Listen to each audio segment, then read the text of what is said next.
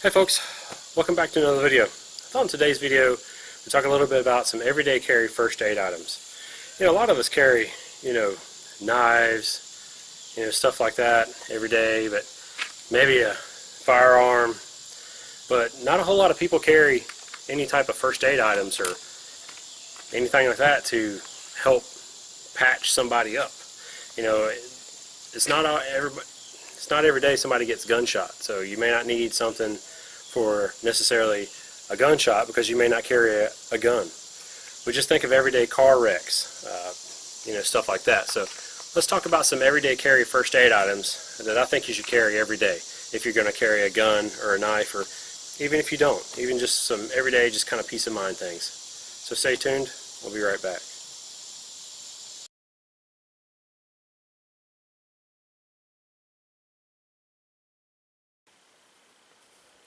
Okay folks, welcome back. So what I thought, like I said, we did today is talk a little bit about some EDC first aid items, stuff you could carry on your person every day for just anything. It doesn't have to necessarily be a gunshot wound.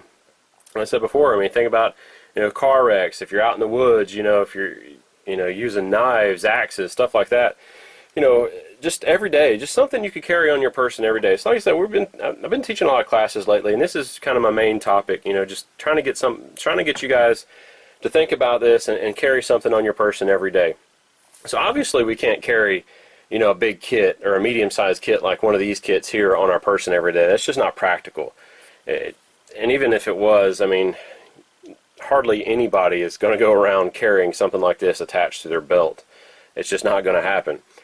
So these are great. You should have a bigger kit in your car or something like that, or a bigger kit you can go to. But let's say you're just out in the mall, or again, just out in the woods or whatnot.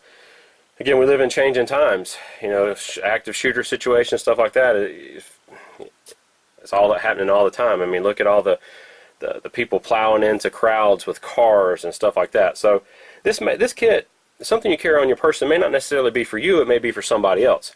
So let's take a look at some items that I think you should carry on your person every day.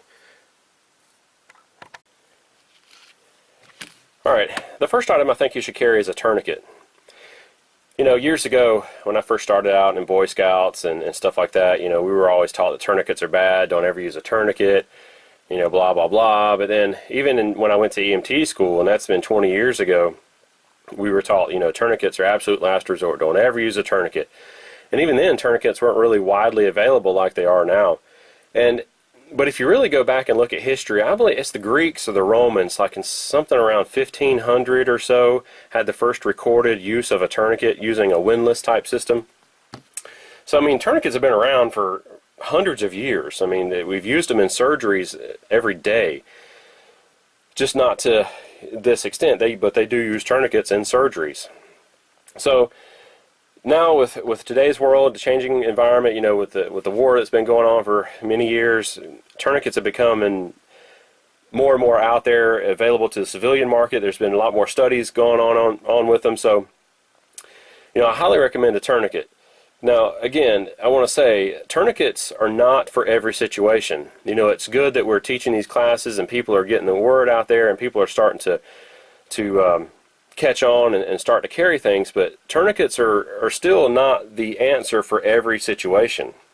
It's really not. But you should have one just in case. So these are a couple of tourniquets here that I really like. One's the cat tourniquet. Obviously the cat tourniquet's very well known, and then the SWAT T tourniquet. I like both of these tourniquets. They both have their pros and cons, and both are excellent tourniquets. Both of these tourniquets here have documented saves, and what that means is it's on record, it's documented, you can look it up, of people saving lives using these types of tourniquets, either the cat tourniquet and or the SWAT T tourniquet. Obviously the cat tourniquet's been around a little bit longer, so you're going to find more documented studies on that. The cat tourniquet and the soft T tourniquet, or the soft tourniquet by Tactical Medical Solutions, I believe, they're the only two that are recommended or that are used by the military. So that should tell you something there. The excellent tourniquets. Now there are a lot of tourniquets out on the market. Like I said, these are just some that I like. These are my favorite, two of my favorites. So there's a lot of them out there on the market. We may take a look at some later on down the road, some different types of things. But again, not for every situation, but definitely something to have. Downfalls, again, pros and cons to everything. This is around $30. The SWAT tees are around $10, $10 to $12. So a little bit of price difference there, but again, they both have their pros, they both have their cons. So, you know, and I like versatility, and we're going to talk about that a little bit again here in a second. Cat tourniquets, real quick. If you buy a cat tourniquet, there are a lot of fake tourniquets out there. Buy from a reputable dealer such as North American Rescue. That's who manufactures the cat tourniquet. Buy from them. Skinny Medic, Rescue Essentials, reputable companies, stuff like that, just to, you know, because there's a lot of fake cat tourniquets out there, and the last thing you want to do is put these on and have it fail. I'm not saying that these won't fail, because even the genuine tourniquets can fail. So we'll come back and talk about a little bit about tourniquets in just a minute. Another thing I suggest you carry is some type of hemostatic agent. Whereas you got quick clot, combat gauze, C-locks, stuff like that, some type of hemostatic agent. Because again, if you got the severe bleeding and whatnot, you're going to need to stop that bleeding. I mean, the goal is to stop the bleeding. And again, you may not necessarily need a tourniquet for that situation. You may just need to stop that bleeding. It may just be a pretty deep venous cut deep into your leg. Say you whacked your leg with an axe or something. It may not be to the artery, so it's not squirting out, so you don't necessarily need a tourniquet. But you do need to stop that bleeding, so you're going to need a pressure dressing and stuff. So some type of clotting agent. Now, from what I understand, QuikClot is doing away with this particular sponge, so if you can find them, I would get them now. I don't know what the reasoning is. I just saw Skinny Medic did a video the other week on this. They're going to discontinue the sponge, so I don't know the reasoning. So there is the combat gauze, or the QuikClot gauze. This stuff gets expensive. Hemostatic agents are expensive. If you can find the Adventure Medical Kits versions, like I have here, basically the civilian versions, these are a little bit cheaper. I think these run about $20 or so.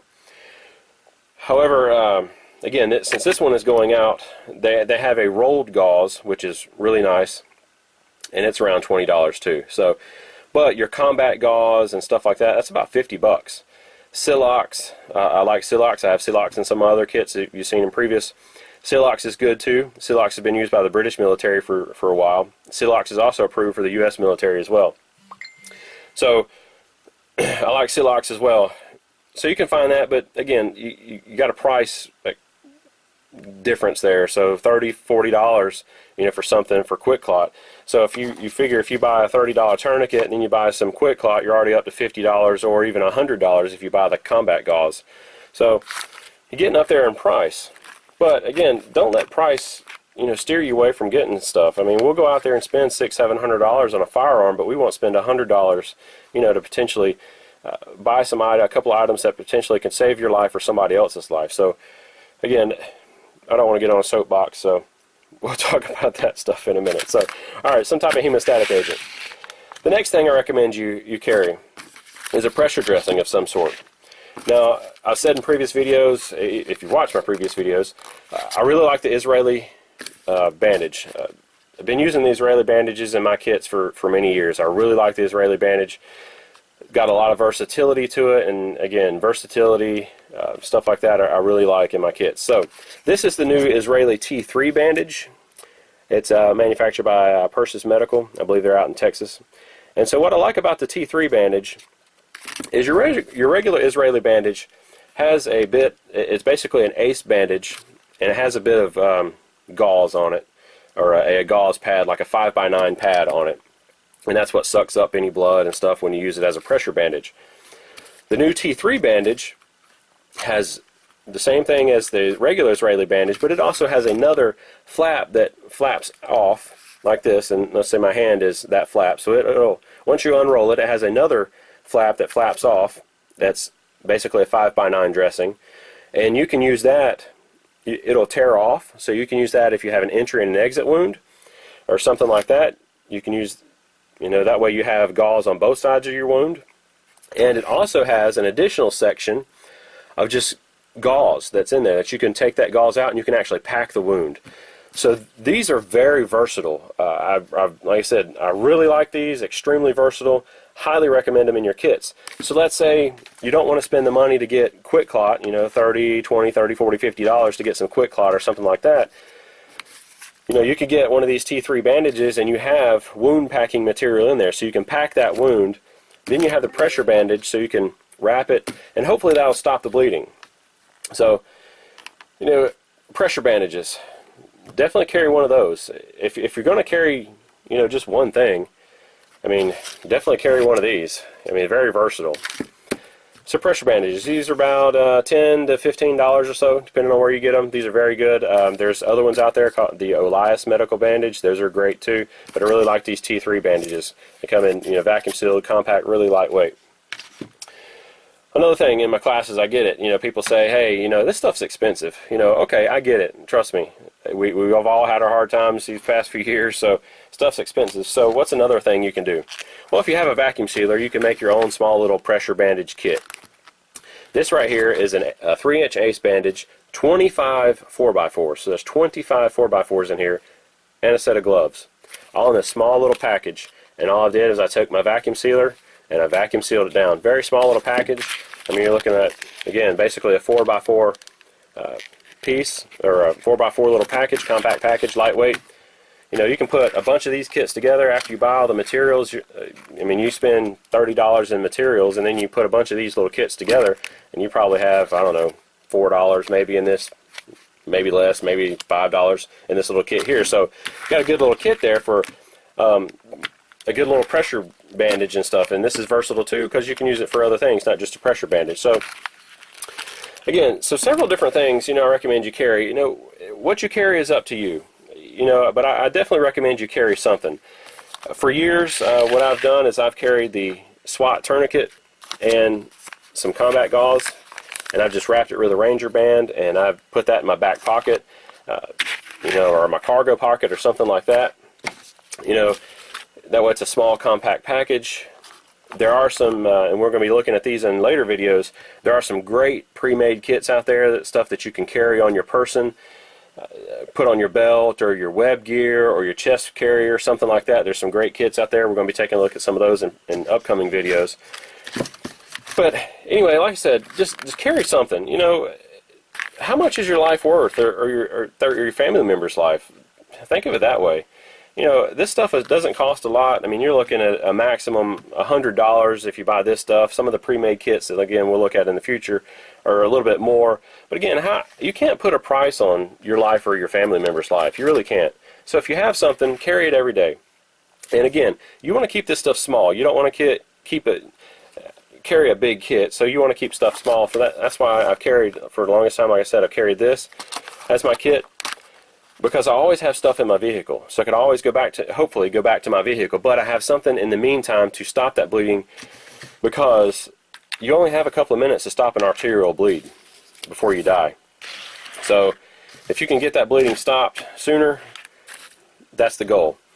So carry something, you know, every day. You know, it's up to you to what you carry. You know, if you guys, you know, have any suggestions or need suggestions of what to carry, and you want a little bit more clarification of this stuff, you know, feel free to PM me or email me. Let me know. I'm happy to help you out in any way I can, because my goal is, again, to try to get people to start carrying something every day on your person every day. So again, this has been another quick little video doing some EDC first aid stuff. I hope you like, share, and subscribe. Feel free to again, contact me if you have any questions or comments, or put some comments down below. What do you carry every day? Do you carry something, you know, every day? You know, just let me know. And you know, until I see you in another video, always remember your PPE, and always make sure you have the necessary skills to survive. And carrying something like this every day and learning how to use it, getting the proper training how to use it, that is a necessary skill to survive. So again, get your training too. Don't rule out your training. Just because you have all this stuff, you need to get the proper training too. So thanks, folks. I've rambled on far long enough. Have a great day.